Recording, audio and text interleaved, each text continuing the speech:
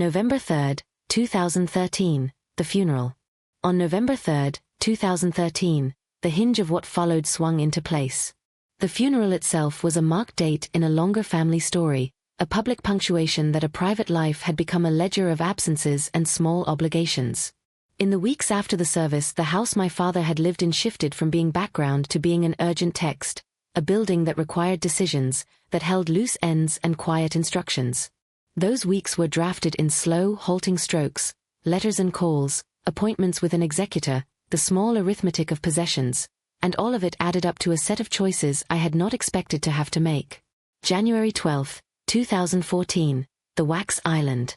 On the morning of January 12, 2014, cold and grey, I stood in that kitchen and noticed an island of wax on the floorboard. At first it registered as an ordinary domestic detail, a semi-translucent oval where a candle once pooled and hardened, catching the weak winter light from the sash window. Only later did the wax become a chronicle. I fetched my diary and fixed the moment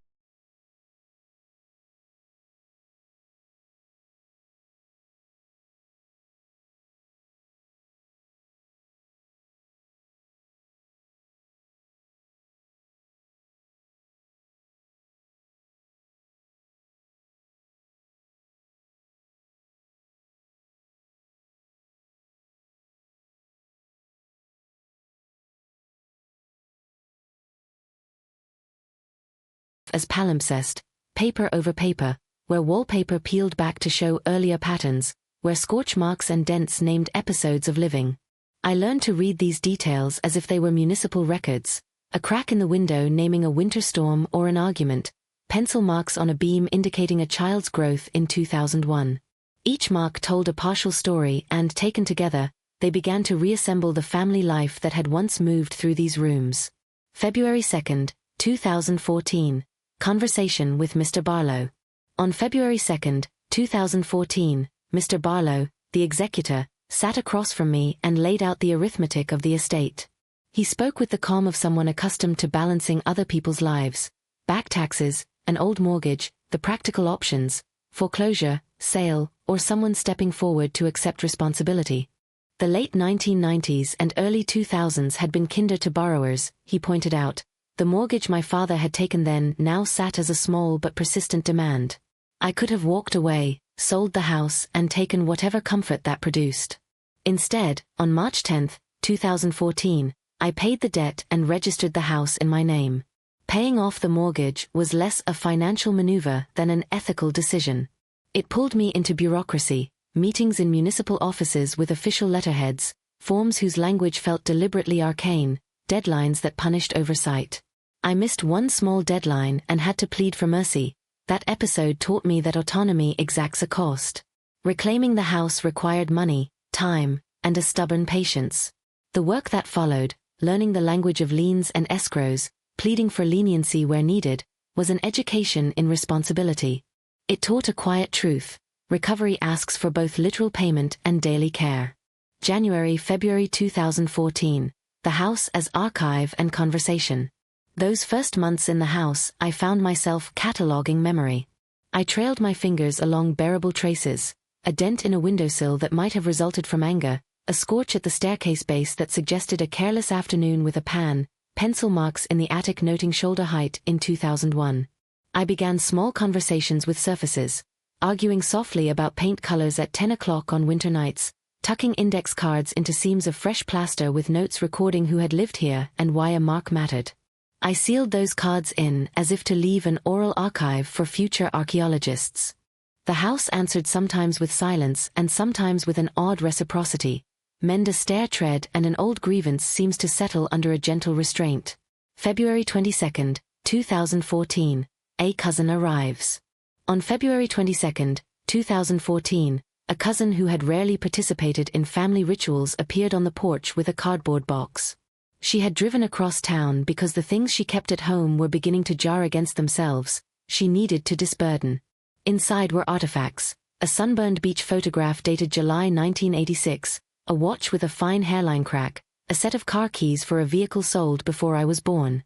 We made a small ritual of the exchange: 2 steaming mugs of tea, the radio humming old songs from the late 1980s and early 1990s, and I decided what to keep.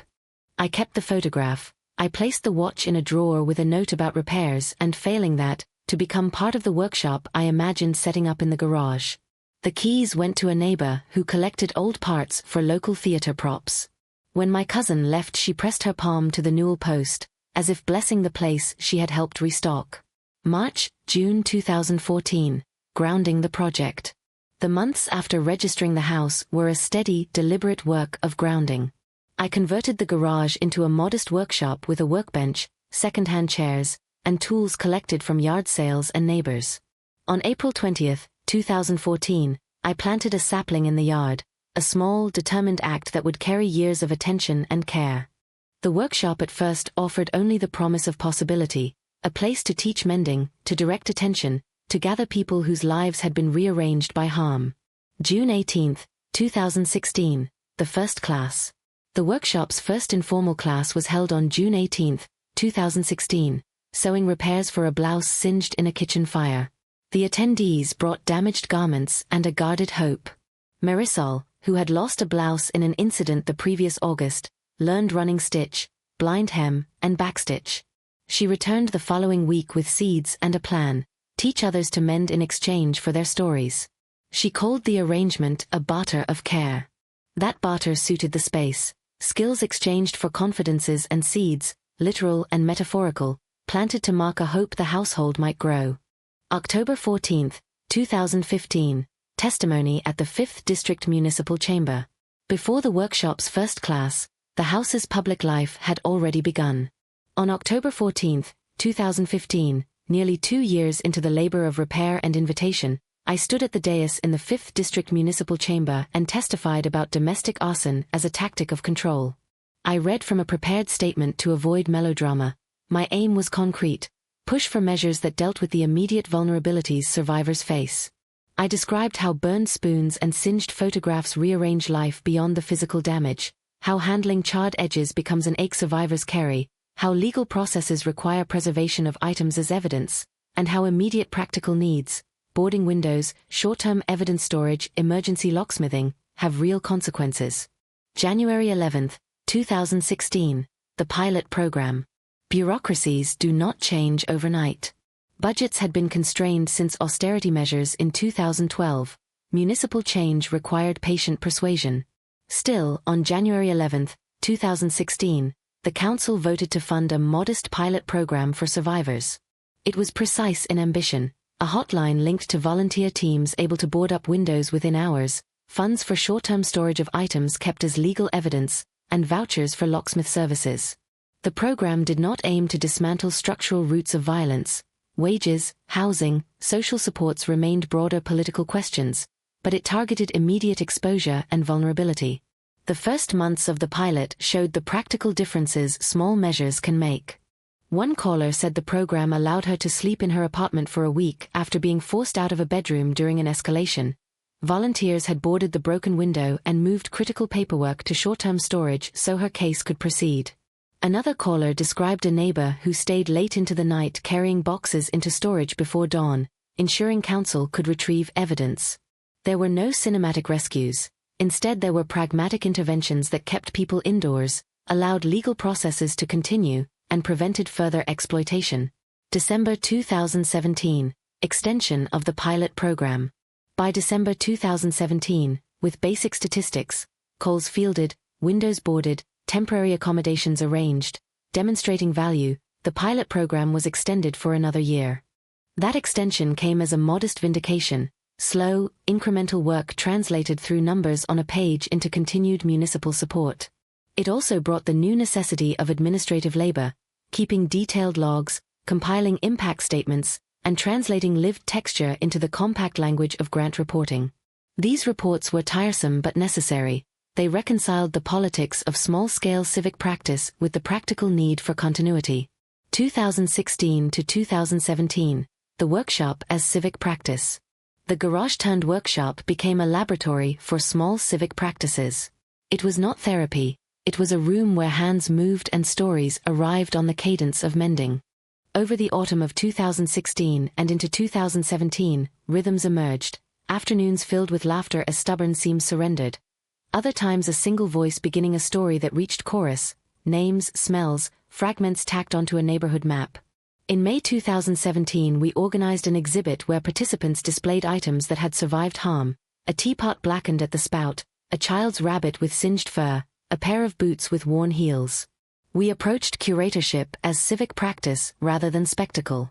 Each item had a plaque with basic facts: owner, cause of damage, and participants wrote short notes about what living with that object meant. The exhibit made visible a practice of repair that was private and public, careful and deliberate. October-December 2017, The Shed Break-In and Jonah. October 2017 contained contradictions. A teenager named Jonah began coming to the studio 3 times a week to use drums for practice. His mother could not afford lessons, and Jonah treated the instrument as both rare and necessary. At a community potluck in December, Jonah played a short set that gathered warm applause. His hug afterward lingered as a small but vibrant proof that the work mattered.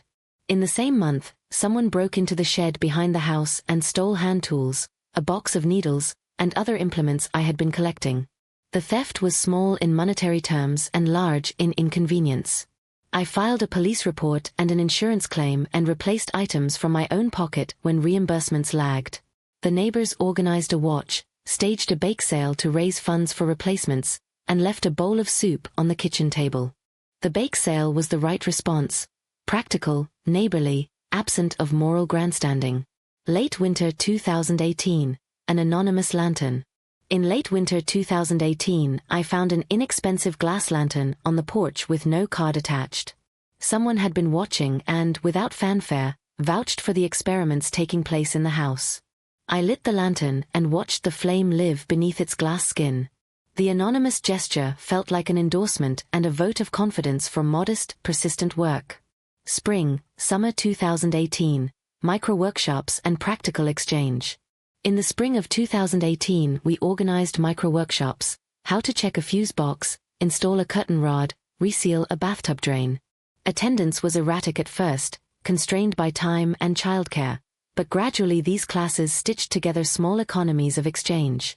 Someone taught how to tighten a sink in return for help filling out a custody form, another offered soup for an afternoon of yard work. These exchanges produced neighborhood competence that diffused minor emergencies. By 2019, practical skills, checking a frayed cord, replacing an old appliance, had become contagious resources. October 2018, public recognition. A local paper ran a piece in October 2018 on the pilot program and the community workshop. The article described a modest municipal grant that helped fund the hotline and volunteers and brought both resources and scrutiny. Grant applications multiplied. They required impact statements and demanded that slow, incremental work be translated into quantifiable results. I learned to compress texture into bureaucratic language: one-page reports listing who used the studio, what projects were completed, and fiscal notes to keep programs accountable. These logs and reports mattered because they kept the program alive. March 2016 and beyond, practical knowledge, risk, and outreach. In March 2016, an ex-arson investigator who had read about our work stopped by and stayed for hours. He described common domestic risks: old bottles combustible near heat, frayed wires, fabrics that hold embers, and left a checklist we began circulating at potlucks and the local clinic. Practical information moved through casual conversation: how to spot a frayed cord, when an appliance warranted replacement, what to do if a window was smashed. The technical knowledge made the neighborhood feel less isolated.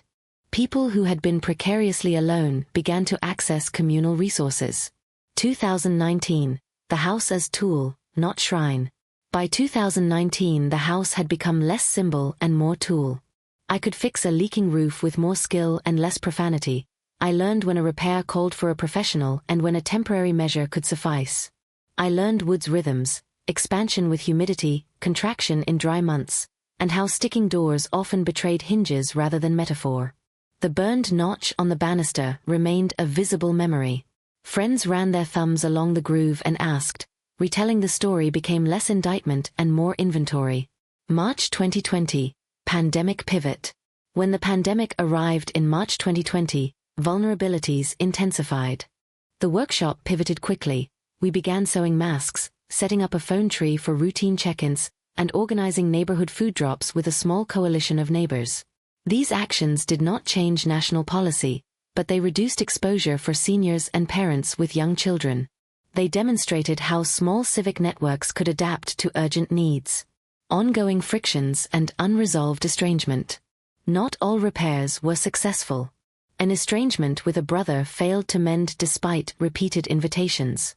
Some neighbors eyed our generosity with suspicion or resented civic notices we received. Frictions were part of the work. They taught a harder lesson.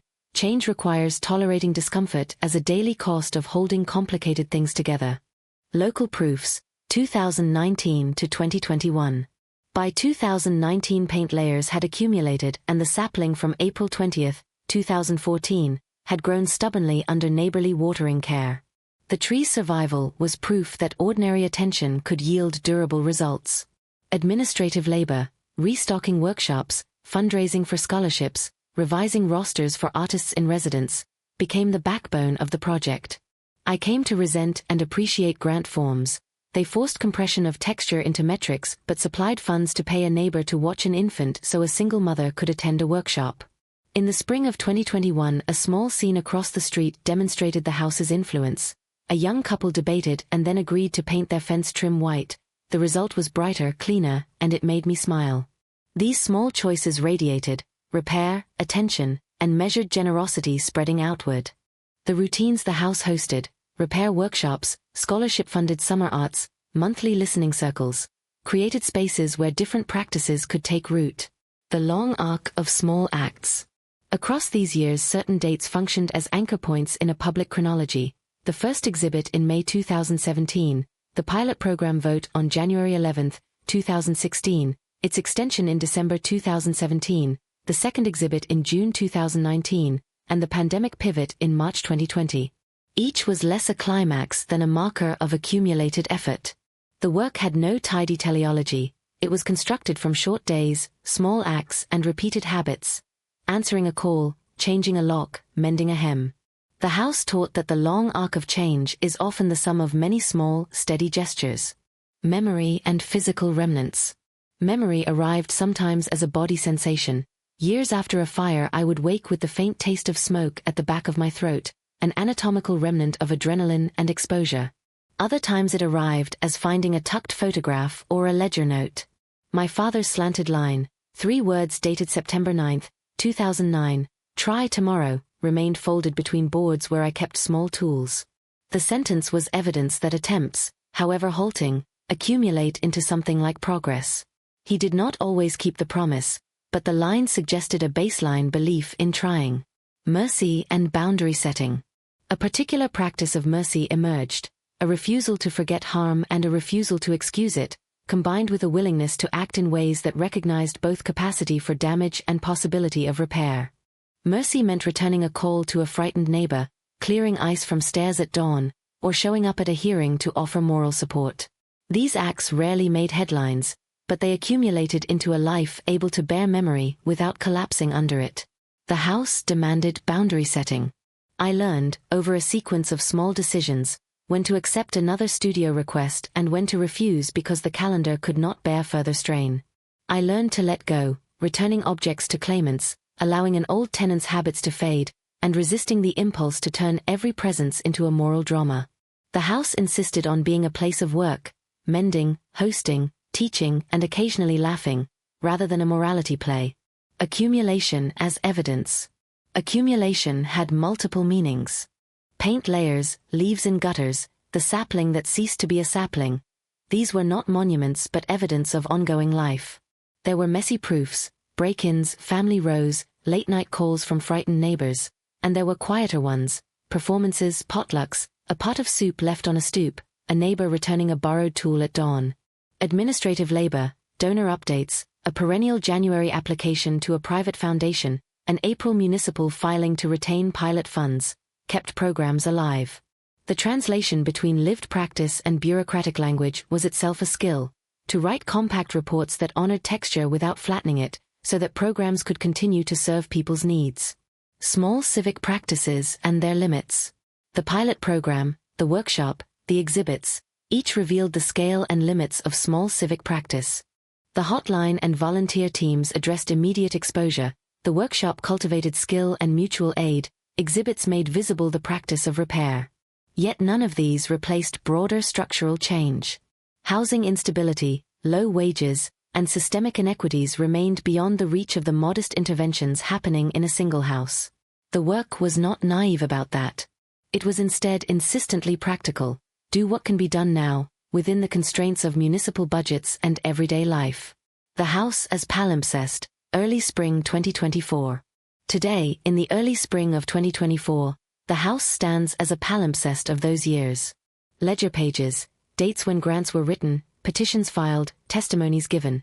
Sit beside private marks, a cigarette burn on the right porch step, a child's handprint at shoulder height in 2001 labeled by a youngster who left town in 2008. The index cards I slipped into seams of new drywall remain tucked away. I take them out sometimes to remind myself that preservation and stasis are not the same. The sapling planted April 20, 2014, has become a small tree that leans toward light and seasons. The banister's burned notch elicits soft questions instead of hard judgments.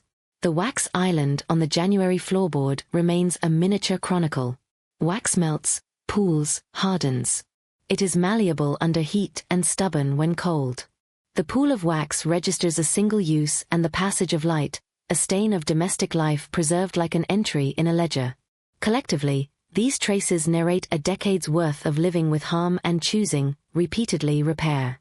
Chronology, context, and the work ahead. The House taught temporal lessons I had not anticipated, that municipal moments. City Council votes on January 11, 2016, and extensions in December 2017, intersect with intimate timelines, funerals, thefts, a child's first public performance. It taught that the long arc of change is often constructed from short days and repeated small acts. These acts do not add up to heroic transformations but to more modest goods: a patched sleeve returned to a drawer, a repaired photograph reunited with a box, a replaced window that keeps winter's draft at bay. Over time they make ordinary life slightly safer, more hospitable, and change how a neighborhood remembers itself. The work remains unfinished. The program continues to require administrative attention. The tree will need care. The sapling's persistence remains a daily practice rather than a settled fact. Some relationships will not be mended. Some memories will remain as stubborn stains. Yet the ledger of the years, deeds, receipts, handwritten index cards, community lists, records an accumulation of acts that resisted annihilation and chose repair. Final reflections. If there is a single lesson the House taught that I carry forward, it is this: reclaiming space is less a dramatic takedown than a daily practice. It is choosing to repair rather than to obliterate, to open rather than to lock, to plant again after fruit trees fail. Justice in this modest register required no courthouse or proclamation. It was ordinary justice, standing in a yard and watching a sapling insist on its small life.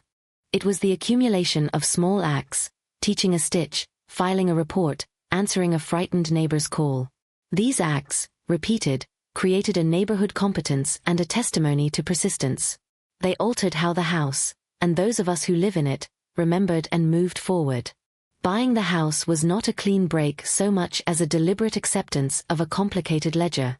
I signed the closing papers on August 2, 2013, a late summer morning that smelled of hot tar and cut grass. The deed transferred, the bank stamped, the realtor handed me keys with a practiced smile. There was a paper trail, a title search that reached back through 3 owners, a tax assessment from 1998 that still sat in a municipal file, and a terse letter from the city clerk advising of a sidewalk repair assessment due the coming spring. All of it felt like apparatus, cold instruments that translated a familial knot into solvable tasks. I had not purchased the house out of sentiment alone. I bought it to put what had been broken into a public register of work. The purchase closed a private chapter. My father had left town 2 years prior. He moved into subsidized assisted living in 2011 after a fall and a brief hospitalization. The move was practical and, in his account, a necessary tightening of life's margins. The burning of my belongings, the event everyone remembered and that I never entirely retold without the tautness, had occurred earlier, years before his move. He had burned boxes in the backyard, lighter in hand, a ritual he described to me at the time as pedagogical, flames that would make room, smoke that would on some moral register cleanse. I had been 27, stunned, and absent in the months after the fire because I thought leaving might let things cool. His slanted handwriting, the 3 words try, tomorrow dated September 9, 2009, found tucked among old boards years later, suggested uneven intimations of tenderness. The purchase of his house was not revenge. It was, complicatedly, an attempt to hold both the harm and the histories that contained it. The first tasks after closing were prosaic. I inventoried windows with cracked panes, a heater that worked but coughed, a kitchen cabinet marked with a ring of grease that matched a photograph of my mother making pancakes in 1995. I sorted boxes in the attic and the garage. Some items were ash-chunked and irretrievable, others were intact. Small tools, a ledger of dates, a hammer with a taped handle. The burned notch in the banister was visible from the hallway and refused to be merely symbolic. It had to be sanded and filled or left visible as a wound. I chose the latter. The visible remnant served both as a memory and a lesson. Some damage cannot be erased without erasing its witness. In autumn 2013, I applied for permission to run a small after-school woodworking workshop in the back room. Municipal codes required an occupancy certificate and an inspection. I scheduled both and learned the rhythms of municipal bureaucracy in precise dates. The inspection was scheduled and then delayed on November 19, 2013. The occupancy certificate was issued January 7, 2014, after a necessary handrail replacement. Those dates mattered because they marked the transformation of a private building into a public resource. What was once a site of private conflict became, under local ordinance, a place where others might learn a skill and, in doing so, redistribute the legacy of the house. Planting the sapling on April 20, 2014 was an act anchored in both sentiment and municipal practice. The city allowed street trees under a permit regimen that required neighbor signatures. I collected them on a Saturday morning, explained the plan to each doorstep, and gathered the requisite consent. The tree was small, bare root, stubborn in its first summer, and the date is etched into my work ledger. I logged watering schedules, pruning notes, and the first spring when it held more leaf than twig. The tree's persistence proved the argument I had made in the paperwork: small investments can shift a landscape. The purchase altered the dynamics between me and my brother in ways that law alone could not settle. I had reached out repeatedly before and after the closing. He refused to accept dinners or mediation offers. Our estrangement, recorded more in omissions than in events, did not resolve because a line had been crossed that name and date could not heal. He did not attend the closing. He did not show on the day we mounted a neighborhood show in May 2017 that would become the first exhibit.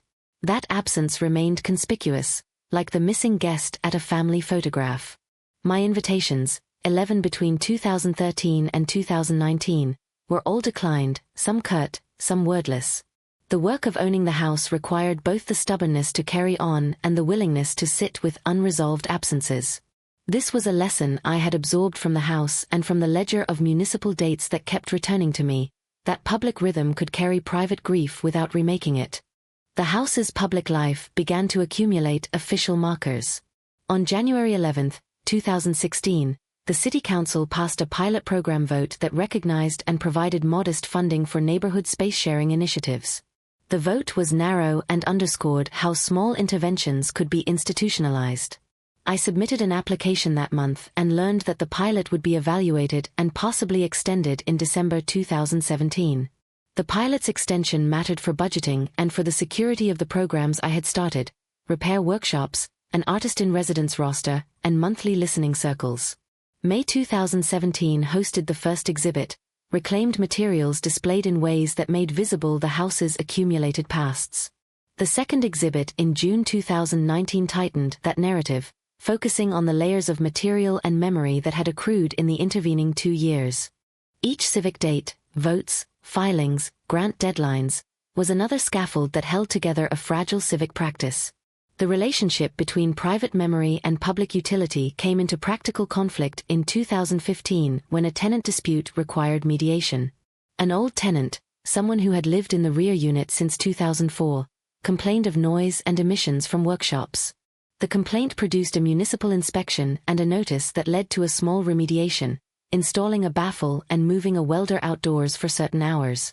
The tenant accepted a small stipend for temporary relocation during noisy repairs. That incident taught me something critical. Ownership meant accountability. It required the willingness to address inconveniences one might otherwise have excused as collateral. Mercy, in practice, meant swapping a moral sermon for immediate, small-scale repairs. There were moments when owning the house felt like continuing a family pattern rather than stepping outside it. My father's inclination to resolve conflict with theatrical gestures, burning boxes, slamming doors, leaving stern notes, had been his habit. In the years after purchase, I worked hard to avoid replicating his extremes. I instituted a written lending policy for tools rather than relying on his punitive withdrawals. I set office hours for the workshop and posted them. I demanded signed waivers for certain activities. These were small bureaucratic acts, but they created boundaries that prevented caprice. That said, sometimes I recognized myself in his impatience. A curt email sent at midnight, a conversation ended abruptly because I was exhausted. Ownership does not supply moral absolution, it merely makes your patterns more visible. The pandemic pivot in March 2020 tested those patterns in new ways. When the city issued public health guidance, the house became a logistical node. We sewed masks, set up a phone tree, and coordinated food drops.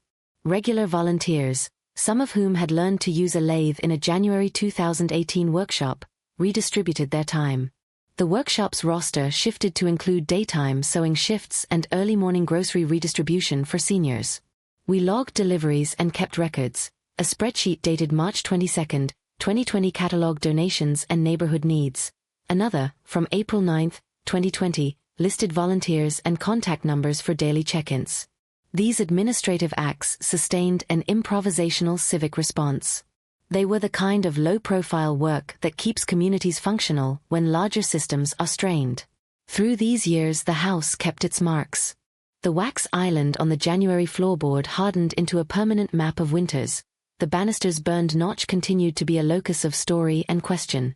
The try tomorrow scrap of my father's handwriting surfaced in an unlikely place, between loose boards where I kept small tools, and I refused to put it into a drawer as archival trivia. I stapled it instead to the inside of the workshop door, where volunteers sometimes paused before beginning a project.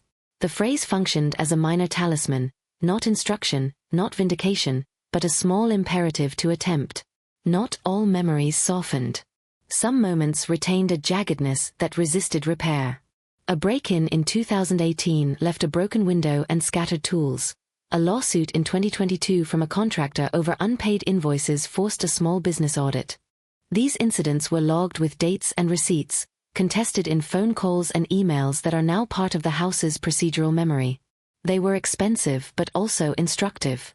The break-in taught different locks and better exterior lighting. The lawsuit taught clearer contracts. The house, in its administratively thick way, demanded the translation of moral intent into enforceable practice. Neighborly shifts were perhaps the most gratifying evidence that ownership could nudge a wider ecology.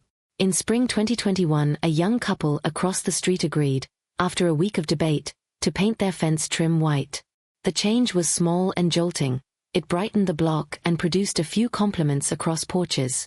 These little civilities accumulated like the house's multiple paint layers. They suggested that civic life is often a matter of visible, doable choices. Clean a gutter, return a borrowed ladder, host a summer jam session in June. The pilot program funding from January 11, 2016, which had been extended in December 2017, allowed us to subsidize a scholarship that paid a single mother's childcare for a summer arts class in 2019. The ripple from that act later produced an adult participant who volunteered as a teaching assistant in 2022. Buying the house also meant encountering the legal residues of a previous generation's decisions. When the city reassessed property values in 2016, the tax bill rose and required budgetary adjustments. A home improvement loan taken in 2015 to replace the roof demanded careful amortization.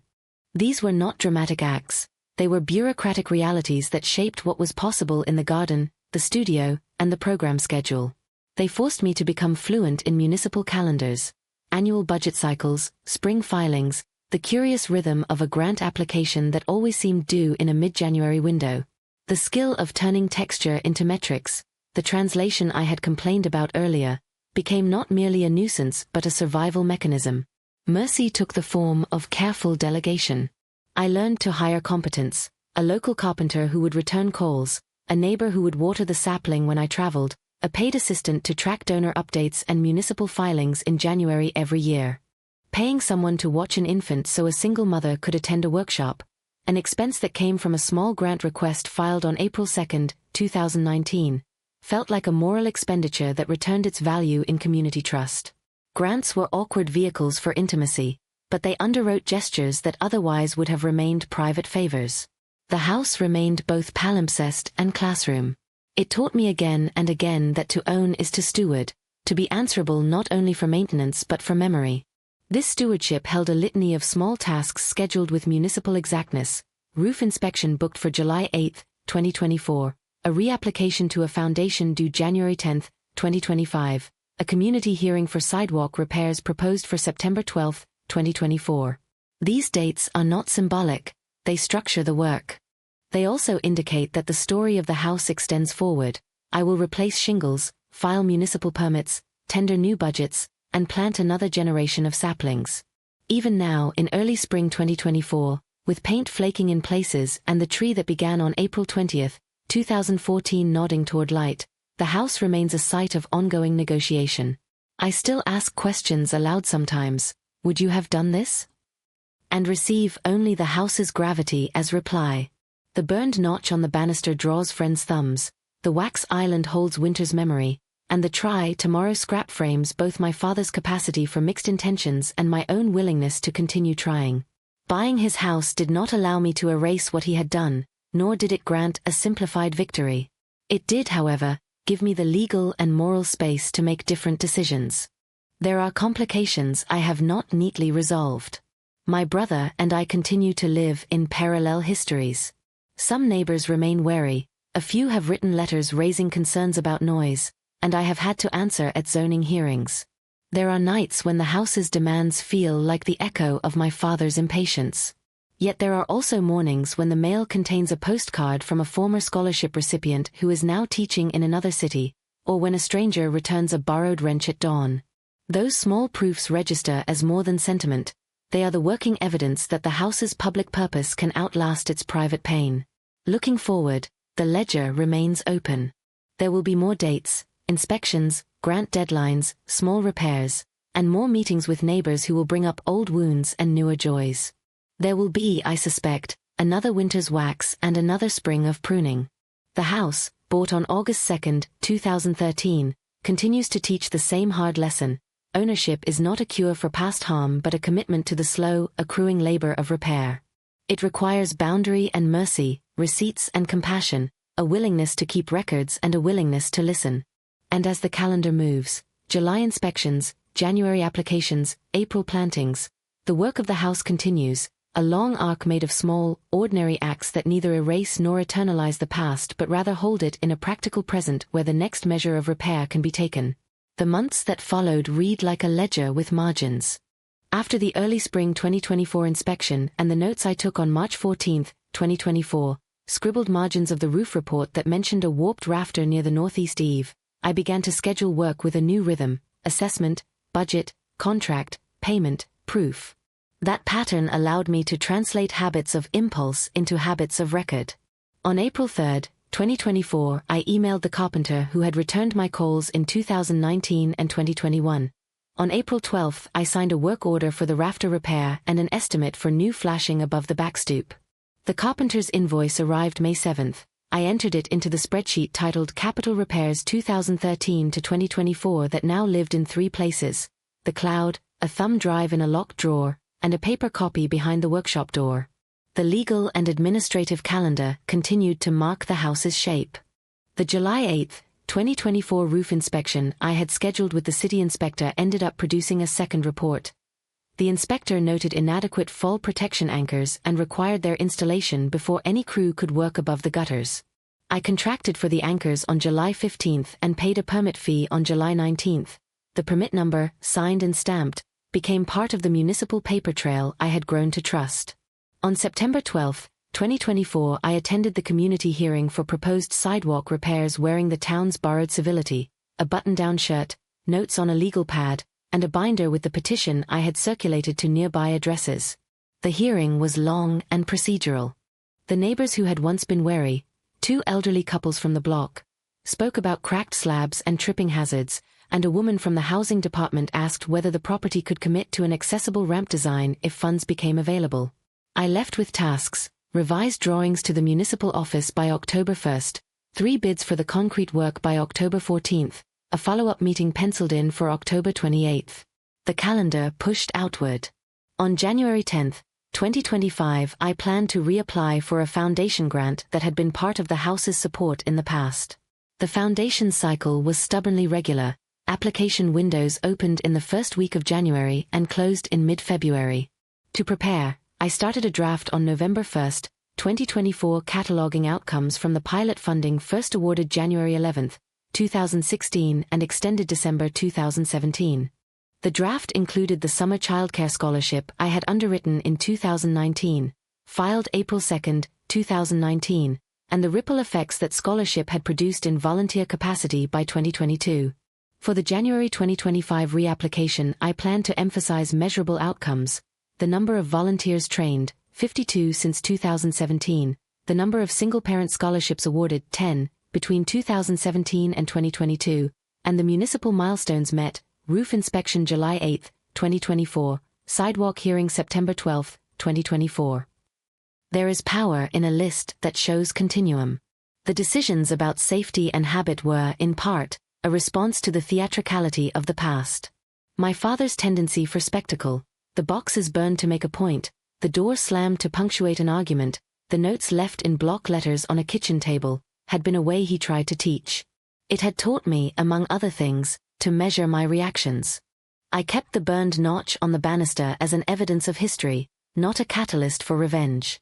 Still, as I replaced the old tool chest with a locked steel cabinet in February 2025, order placed February 2nd, arrival and installation February 26th, I recognized the symbolic work in that action. It was both a practical safety upgrade and a quiet refusal to repeat his lessons by other means. Family dynamics continued to complicate stewardship. My brother and I maintained parallel histories more than a shared archive.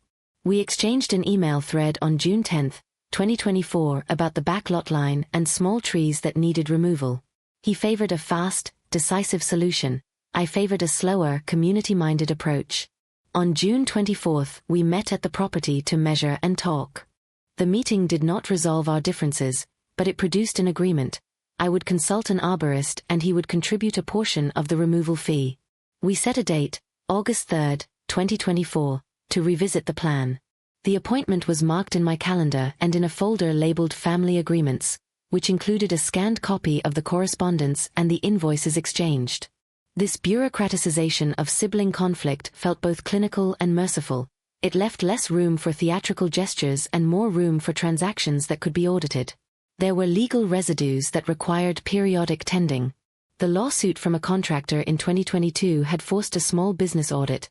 The final settlement, executed March 2, 2023, included a payment plan and a requirement that future contracts be signed and include a schedule of disbursements. I did not forget that lesson. Every contract now had an explicit timeline: mobilization, midterm invoices, completion. On October 20, 2024, I added a clause to the new contractor template requiring proof of insurance and a hold harmless agreement. The new templates were distributed by email on October 22 and archived in the house binder under Contracts 2024 to 2026. Neighborhood life continued to shift in small but consequential ways. The couple across the street who had painted their fence trim white in spring 2021 hosted a block barbecue on July 18, 2024. The event was small, about 20 people, but it marked a turn toward convivial exchange. A former scholarship recipient, who had returned to town briefly, brought her infant and stayed on to help clean up. She spoke with a neighbor who was considering starting a small youth program. By August 11, 2024, we had a planning meeting and a draft curriculum. Those moments of conviviality reinforced the sense that ownership could radiate outward in modest, ordinary gestures.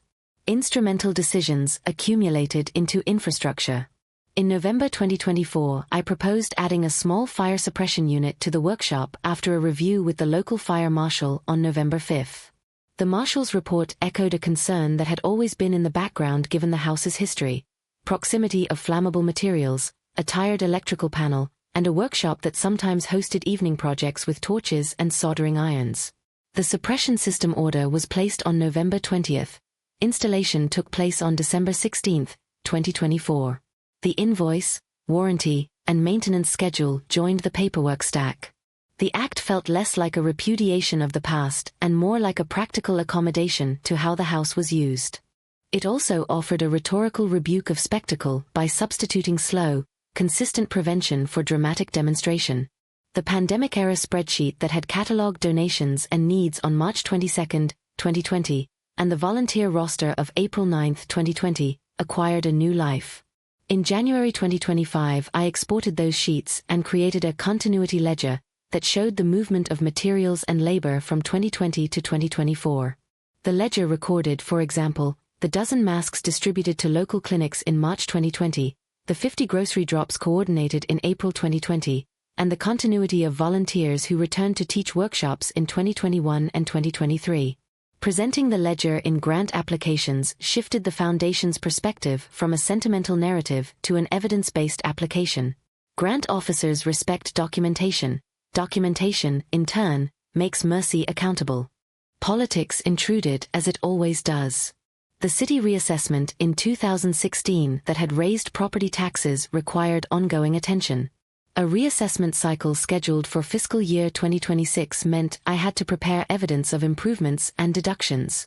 I started compiling records on December 5, 2024, roof work invoices, the suppression system certificate, and the documentation for the rafter repair from July 2024.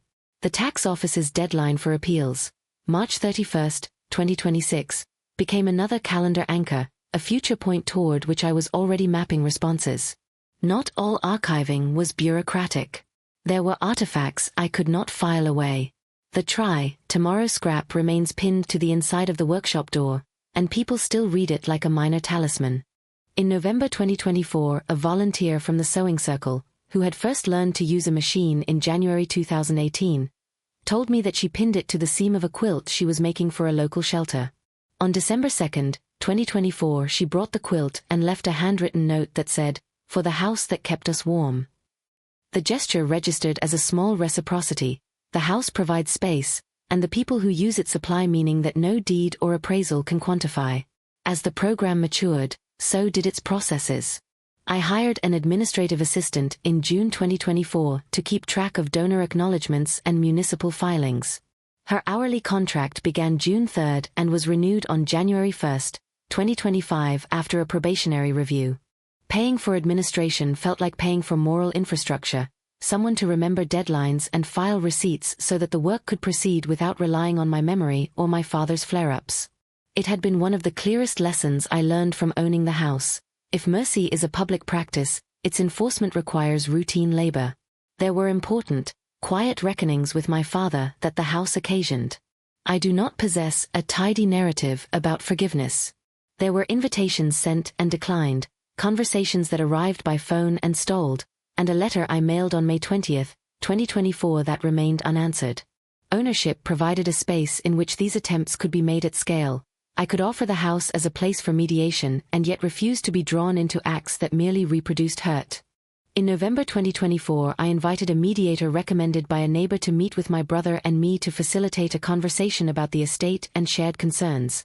The meeting took place December 9 and produced a protocol for future decisions: 3 signatures required for any sale of a major asset, a timeline for shared expenditures, and a commitment to quarterly reviews.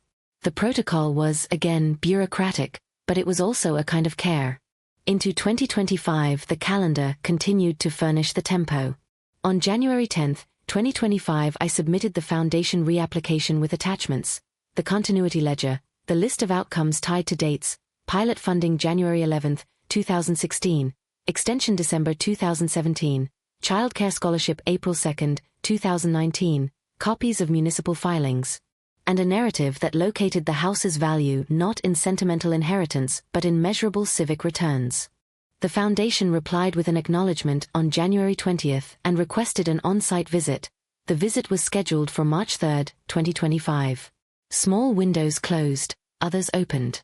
The house kept teaching. On April 20th, 2025, I stepped outside to check the sapling planted April 20th, 2014. It had grown into a modest tree shading the sidewalk and had become a marker for summers of work and winters of repair. I put my hand on the trunk and thought of the long accumulation that had made this place what it was, not only the burned notch and the wax island but the spreadsheets, permits, hearings, and scholarships that created a living apparatus of care. My father's dramatic pedagogy remained an indelible presence. He was part of the architecture of memory here, but it no longer dictated the rhythm of repair. I knew there would be more dates to come. Inspections would return, permits would be filed, and neighbors would keep showing up with requests and offers. There would be budget cycles in January, hearings in September, taxes due in the spring and appeals to be made in the following year, and more small acts of mercy that required receipts. When the next winter wax pooled into a new island on the floorboards, I would record it. When the banister needed another sanding, I would schedule the carpenter. When my brother and I argued about a dead tree, we would place a bid, sign a contract, and exchange the inevitable invoices that make argument into action. Owning my father's house has meant converting grief and anger into the patient, often tedious disciplines of stewardship.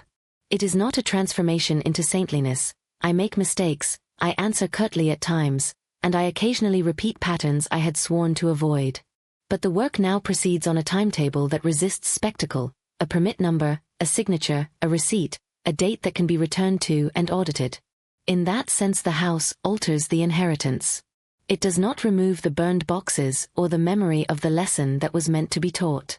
It does, however, offer a framework in which those memories are contained, accounted for, and slowly counterbalanced by acts of repair that can be traced on paper and felt in the warmed rooms, the fixed gutters, and the people who return tools at dawn. The ledger stays open, and the next task is always already scheduled. After April 20th, 2025, the calendar continued to do its work as a moral instrument. The Foundation's on-site visit, which had been scheduled for March 3, 2025, produced a short report on March 12 that commended the continuity ledger and asked for a more detailed budget tied to program outcomes. I turned that request into a revised application and, on April 15, 2025, the Foundation awarded a conditional grant to support the youth program pilot and the modest administration costs I had been carrying since June 2024. The grant was explicit about deliverables, quarterly impact statements, a census of participants by age and zip code, and an annual audit.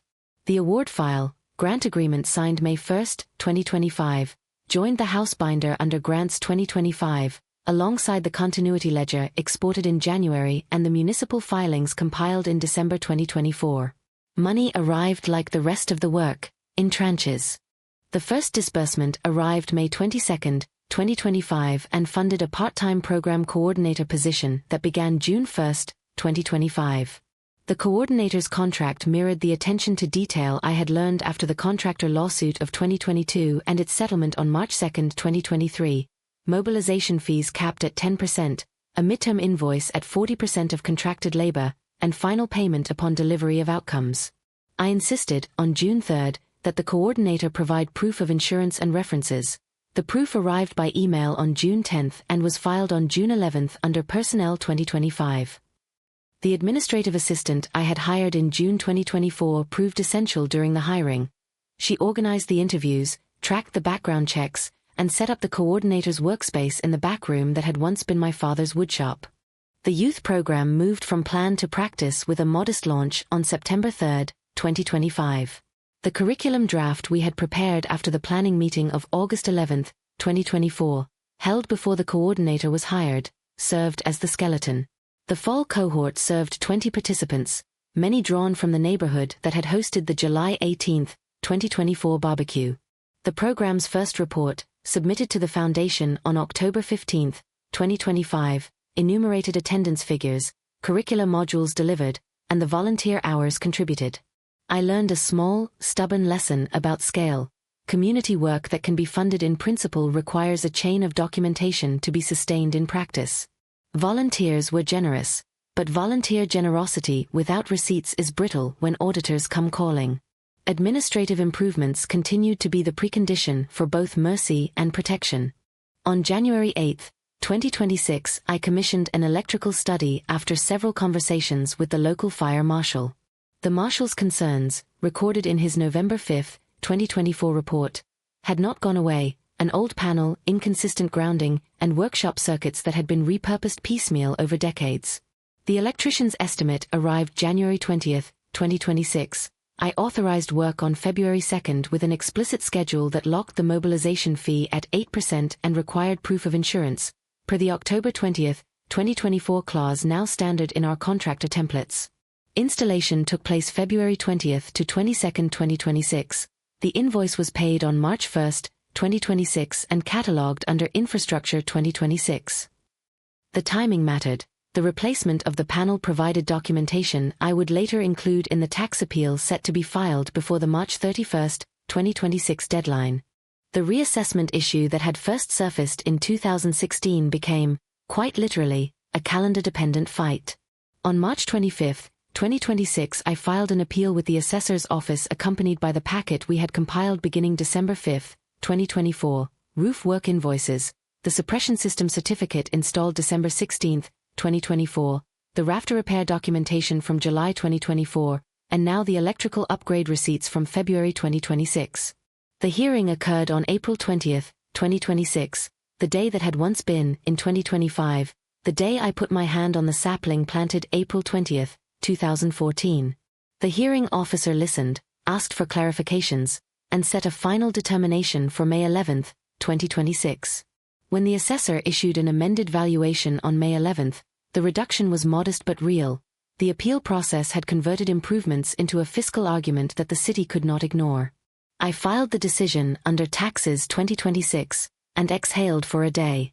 Family tensions threaded through these municipal encounters. The mediation protocol established on December 9, 2024. A document that required 3 signatures for any major asset sale and a commitment to quarterly reviews, proved its utility in small ways and showed its limits in larger ones. In June 2026, my brother proposed selling a parcel of unused land behind the house to defray property tax obligations. The proposal required 3 signatures. My father, who had remained inscrutable throughout, refused to sign without a personal inspection. He arrived on July 10, 2026 with a thermos and a list of conditions that read, in part, like a generational indictment of my stewardship. Why replace a panel when the world was already in decline, he asked. Why spend money on a continuity ledger when memory should be enough? We argued quietly on the porch while the coordinator rounded up children for a gardening module. In the end, my father agreed to an inspection but refused to sign on principle. The parcel sale stalled and the paperwork sat in the binder, waiting for a mutual decision that never came. The argument about the dead tree, Theon, my brother, and I would later place bids upon and sign contracts for, arrived in the fall of 2026. The tree had been inspected by an arborist who had been consulted on August 3, 2024. At that time, the arborist recommended partial crown reduction and monitoring. It did not appear immediately hazardous. By November 4, 2026, the same tree had a hairline fracture that threatened a neighbor's garage. My brother wanted immediate removal. I wanted a second opinion and a plan that would allow us to reuse the wood in workshops and fundraise with reclaimed lumber. We placed a bid on November 9, 2026 with a contractor who provided an invoice that satisfied the terms set in March 2, 2023 settlement documents. The job was completed November 20, 2026. A portion of the felled wood was milled for benches used in a winter course on carpentry that began January 12, 2027. The reconciliatory moment was modest. The benches were signed by the volunteers who assembled them and left in the workshop as a record of labor, not spectacle. There were recurring echoes of my father's theatrical pedagogy. He remained a presence in small corrosive gestures. On September 2, 2025, he came by unexpectedly and set a box of old photographs on the kitchen table. "This is your history," he said, and then left without further comment. The box contained brittle negatives, a ledger from 1978, and tucked at the bottom, a faded matchbook from a bar that no longer existed. I filed the photographs under Archives on September 7, 2025 and digitized them on September 12. The process of digitization was not simply preservation. It was an act of translation. Converts to pixels allowed me to grant access without relinquishing control. When one of the children in the youth program saw a photograph of my father standing in front of the house in 1982, she asked whether he had always been angry. I told her he had been many things, anger among them, and that sometimes people perform their love in ways that scorch rather than warm. Mercy became, in practice, an institutional task. In April 2026, I expanded the house's volunteer policy to include a minor risk assessment and a confidentiality clause after an outside researcher contacted several people who had participated in workshops. The house binder grew a new tab, Ethics 2026, that recorded consent forms, photo release waivers, and an incident report form that volunteers were instructed to use after any injury. I trained staff on June 14, 2026 and required retraining every 6 months. Bureaucracy felt awkward and essential, an effort to contain human unpredictability so that programmatic commitments to the neighborhood could be kept. There were emblematic moments of public acknowledgement. On October 2, 2026, the neighbor who had hosted the 2024 block barbecue convened a small commemorative day to mark 2 years since the first community kitchen. She invited the children, the coordinator, and several volunteers. The day included a public reading of part of the continuity ledger, how many meals had been distributed in 2020, who had taught sewing in 2018, a list of donors who had given time rather than money. I read the entry that recorded the dozen masks distributed to local clinics in March 2020 and felt an odd mixture of pride and grief. Pride in what we had documented, grief in how documentation felt like a substitute for simpler intimacies that had been burned away. Legal tidy-ups continued to shape practical choices. A minor dispute with a roofing subcontractor in May 2027, over a missed midterm payment that triggered the audit clause set out in the March 2, 2023 settlement, was resolved with a payment plan on June 22, 2027. The subcontractor was reinstated and completed a small dormer repair on July 10, 2027. The invoice included an explicit schedule that mirrored the contract template I had distributed on October 22, 2024. Each resolution reinforced the logic that had replaced theatrical correction with staged, accountable remediation. The material fabric of the house required ongoing attention.